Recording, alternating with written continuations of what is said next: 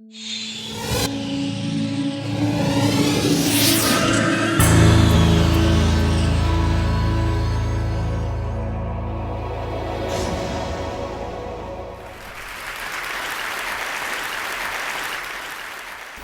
do you explain when things don't go as we assume? Or better, how do you explain when others are able to achieve things that seem to defy all of the assumptions?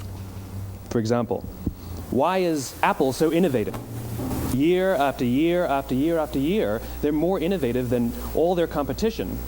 And yet, they're just a computer company. They're just like everyone else. They have the same access to the same talent, the same agencies, the same consultants, the same media. Then why is it that they seem to have something different? Why is it that Martin Luther King led the civil rights movement? He wasn't the only man who suffered in a pre-civil rights America, and he certainly wasn't the only great orator of the day. Why him? And why is it that the Wright brothers were able to figure out controlled powered manned flight when there were certainly other teams who were better qualified, better funded, and they didn't achieve powered manned flight, and the Wright brothers beat them to it? There's something else at play here. About 3.5 years ago, I made a discovery. And this discovery profoundly changed my view on how I thought the world worked, and it even profoundly changed the way in which I operate in it. As it turns out, there's a pattern. As it turns out, all the great and inspiring leaders and organizations in the world, whether it's Apple or Martin Luther King or the Wright brothers, they all think, act, and communicate the exact same way, and it's the complete opposite to everyone else. All I did was codify it. And it's probably the world's simplest idea. I call it the golden circle.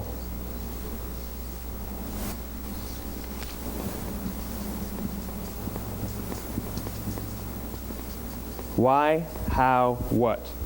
This little idea explains why some organizations and some leaders are able to inspire where others aren't. Let me define the terms really quickly. Every single person, every single organization on the planet knows what they do, 100%. Some know how they do it, whether you call it your differentiating value proposition or your proprietary process or your USP. But very, very few people or organizations know why they do what they do. And by why, I don't mean to make a profit. That's a result. It's always a result. By why, I mean what's your purpose? What's your cause? What's your belief? Why does your organization exist? Why do you get out of bed in the morning? And why should anyone care? Well, as a result, the way we think, the way we act, the way we communicate is from the outside in. It's obvious. We go from the clearest thing to the fuzziest thing. But the inspired leaders and the inspired organizations, regardless of their size, regardless of their industry, all think, act, and communicate from the inside out. Let me give you an example. I use Apple because they're easy to understand and everybody gets it. If Apple were like everyone else, a marketing message from them might sound like this. We make great computers. They're beautifully designed, simple to use, and user-friendly. Want to buy one? Meh. And that's how most of us communicate. That's how most marketing is done, that's how most sales is done, and that's how most of us communicate interpersonally. We say what we do, we say how we're different or how we better, and we expect some sort of behavior, a purchase, a vote, something like that. Here's our new law firm. We have the best lawyers with the biggest clients. We have, we always perform for our clients, do business with us. Here's our new car. It gets great gas mileage. It has, leather seats. Buy our car. But it's uninspiring. Here's how Apple actually communicates. Everything we do, we believe in challenging the status quo. We believe in thinking differently. The way we challenge the status quo is by making our products beautifully designed, simple to use, and user-friendly. We just happen to make great computers. Want to buy one? Totally different, right? You ready to buy a computer from me? All I did was reverse the order of the information. What it proves to us is that people don't buy what you do, people buy why you do it. People don't buy what you do, they buy why you do it. This explains why every single person in this room is perfectly comfortable buying a computer from Apple. But we're also perfectly comfortable buying an MP3 player from Apple, or a phone from Apple, or a DVR from Apple. But as I said before, Apple's just a computer company. There's nothing that distinguishes them structurally from any of their competitors. Their competitors are all equally qualified to make all of these products. In fact, they tried. A few years ago, Gateway came out with flat screen TVs. They're eminently qualified to make flat screen TVs. They've been making flat screen monitors for years. Nobody bought one. And Dell came out with MP3 players and PDAs. And they make great quality products, and they can make perfectly well-designed products, and nobody bought one. In fact, talking about it now, we can't even imagine buying an MP3 player from Dell. Why would you buy an MP3 player from a computer company? But we do it every day. People don't buy what you do, they buy why you do it. The goal is not to do business with everybody who needs what you have. The goal is to do business with people who believe what you believe. Here's the best part. None of what I'm telling you is my opinion. It's all grounded in the tenets of biology, not psychology, biology. If you look at a cross-section of the human brain, looking from the top down, what you see is the human brain is actually broken into three major components that correlate perfectly with the golden circle. Our newest brain, our Homo sapien brain, our neocortex, corresponds with the what level. The neocortex is responsible for all of our rational and analytical thought and language. The middle two sections make up our limbic brains, and our limbic brains are responsible for all of our feelings, like trust and loyalty. It's also responsible for all human behavior, all decision-making, and it has no capacity for language. In other words, when we communicate from the outside in, yes, people can understand vast amounts of complicated information like features and benefits and facts and figures. It just doesn't drive behavior. When we communicate from the inside out, we're talking directly to the part of the brain that controls behavior, and then we allow people to rationalize it with the tangible things we say and do. This is where gut decisions come from.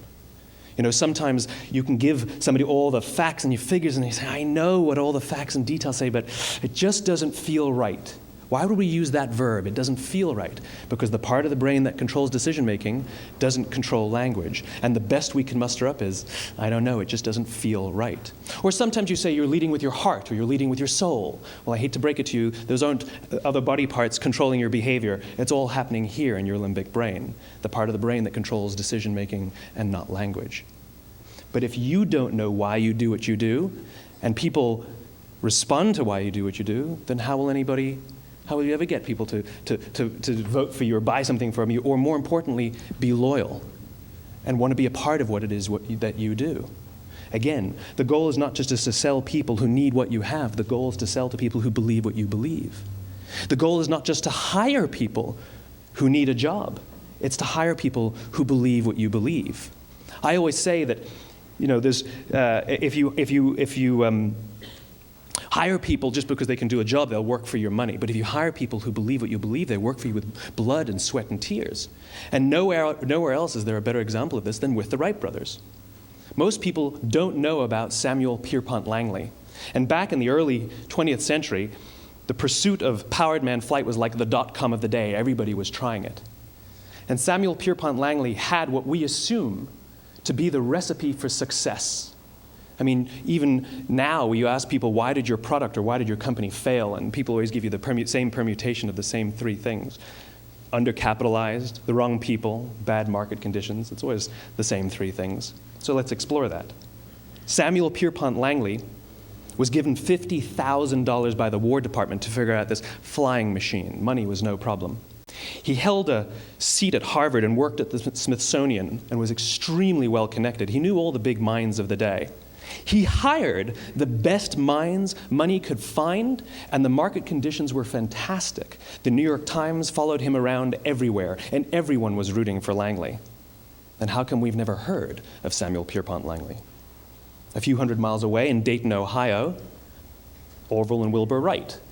They had none of what we consider to be the recipe for success. They had no money. They paid for their dream with the proceeds from their bicycle shop. Not a single person on the Wright brothers' team had a college education, not even Orville or Wilbur. And the New York Times followed them around nowhere. The difference was Orville and Wilbur were driven by a cause, by a purpose, by a belief. They believed that if they could figure out this flying machine, it'll change the course of the world. Samuel Pierpont Langley was different. He wanted to be rich and he wanted to be famous. He was in pursuit of the result. He was in pursuit of the riches. And lo and behold, look what happened. The people who believed in the Wright brothers' dream worked with them with blood and sweat and tears. The others just worked for the paycheck.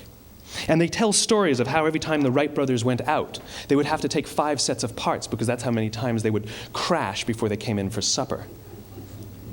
And eventually, on December 17th, 1903, the Wright brothers took flight. And no one was there to even experience it. We found out about it a few days later. And further proof that Langley was motivated by the wrong thing, the day the Wright brothers took flight, he quit. He could have said, "That's an amazing discovery, guys, and I will improve upon your technology." But he didn't. He wasn't first. He didn't get rich. He didn't get famous. So he quit. People don't buy what you do, they buy why you do it. And if you talk about what you believe, you will attract those who believe what you believe. Well, why is it important to attract those who believe what you believe? Something called the law of diffusion of innovation. And if you don't know the law, you definitely know the terminology. The first 2.5% of our population are our innovators. The next 13.5% of our population are our early adopters. The next 34% are your early majority, your late majority, and your laggards. The only reason these people buy touch-tone phones is because you can't buy rotary phones anymore. We all sit at various places at various times on the scale, but what the law of diffusion of innovation tells us is that if you want mass market success or mass market acceptance of an idea, you cannot have it until you achieve this tipping point between 15 and 18% market penetration, and then the system tips. And I love asking businesses, what's your conversion on new business? And they love to tell you, oh, it's about 10%, proudly. Well, you can trip over 10% of the customers. We all have about 10% who just get it. That's how we describe them, right? That's like that gut feeling, oh, they just get it. The problem is, how do you find the ones that just get it before you're doing business with them versus the ones who don't get it? So it's this here, this little gap, that you have to close, as Geoffrey Moore calls it, crossing the chasm. Because you see, the early majority will not try something until someone else has tried it first. And these guys, the innovators and the early adopters, they're comfortable making those gut decisions. They're more comfortable making those intuitive decisions that are driven by what they believe about the world and not just what product is available. These are the people who stood online for 6 hours to buy an iPhone when they first came out, when you could have just walked into the store the next week and bought one off the shelf. These are the people who spent $40,000 on flat screen TVs when they first came out, even though the technology was substandard. And by the way, they didn't do it because the technology was so great. They did it for themselves. It's because they wanted to be first. People don't buy what you do, they buy why you do it. And what you do simply proves what you believe. In fact, people will do the things that prove what they believe. The reason that person bought the iPhone in the first 6 hours, or stood in line for 6 hours, was because of what they believed about the world and how they wanted everybody to see them. They were first. People don't buy what you do, they buy why you do it. So let me give you a famous example, a famous failure and a famous success of the law of diffusion of innovation. First, the famous failure. It's a commercial example. As we said before a second ago, the recipe for success is money and the right people and the right marketing conditions, right? You should have success then. Look at TiVo. From the time TiVo came out about 8 or 9 years ago to this current day, they are the single highest quality product on the market. Hands down, there is no dispute. They were extremely well-funded. Market conditions were fantastic. I mean, we use TiVo as a verb. I TiVo stuff on my piece of junk Time Warner DVR all the time. But TiVo is a commercial failure. They've never made money.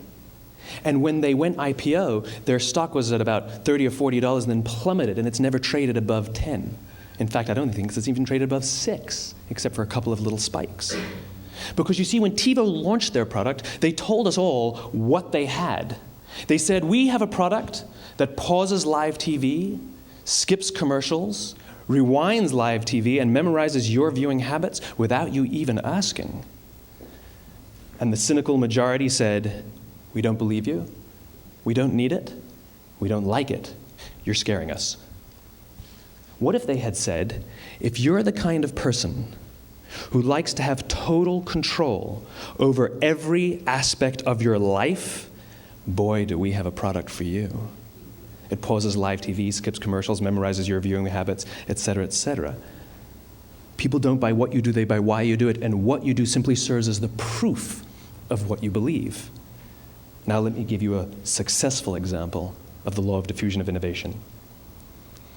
In the summer of 1963, 250,000 people showed up on the Mall in Washington to hear Dr. King speak. They sent out no invitations, and there was no website to check the date. How do you do that?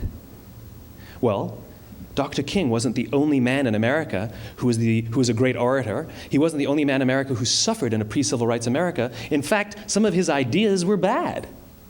But he had a gift. He didn't go around telling people what needed to change in America. He went around and told people what he believed. I believe, I believe, I believe, he told people. And people who believed what he believed took his cause and they made it their own, and they told people. And some of those people created structures to get the word out to even more people. And lo and behold, 250,000 people showed up on the right day, on the right time to hear him speak. How many of them showed up for him? 0. They showed up for themselves. It's what they believed about America that got them to travel on a bus for 8 hours to stand in the sun in Washington in the middle of August.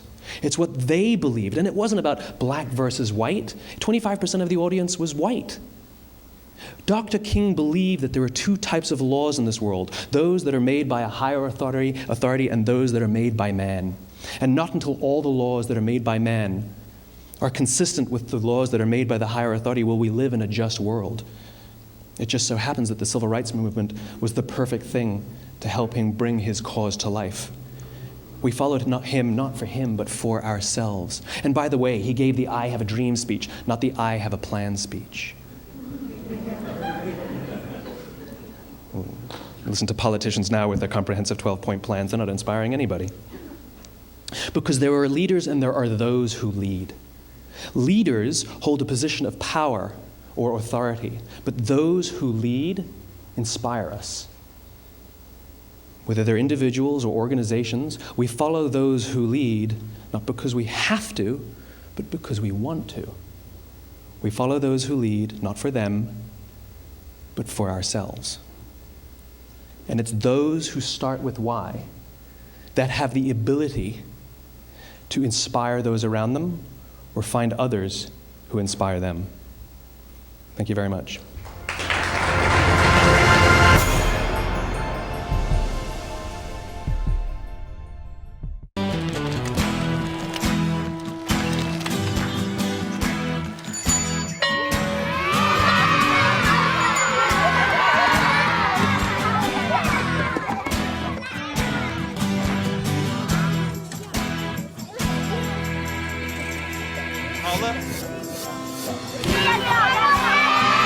Sharing. That's video on the Human Network. Siska, welcome to the Human Network.